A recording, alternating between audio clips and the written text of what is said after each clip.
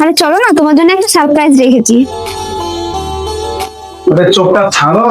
আরে চোখটা ছেড়ে দিলে সারপ্রাইজের মানেটা কি থাকলো বলো তো? কি হলো, এবার তো ছাড়ো। টানটানা! তোমার তো প্রচন্ড গরম লাগে, তার জন্য এসিটা তোমাকে গিফট করলাম। তুমি এত টাকা কোথায় পেলে যে এসি কিনলা? আরে তুমি এসো তো, বসো তো, সব বলছি আমি তোমাকে। আরে এগুলো আমার টাকা না, তোমারই টাকা। আমার টাকা মানে? আমি তোমাকে এতগুলো কবে টাকা দিলাম?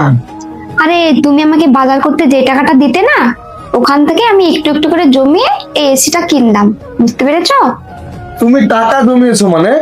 তোমার কাছে একটু টাকা বেশি জমলেই তো তুমি সঙ্গে সঙ্গে মেকআপ কিনতে চলে যাও, আর তুমি এতগুলো টাকা জমিয়েছো? আরে না, আমি বাড়িতে টাকা জমাইনি।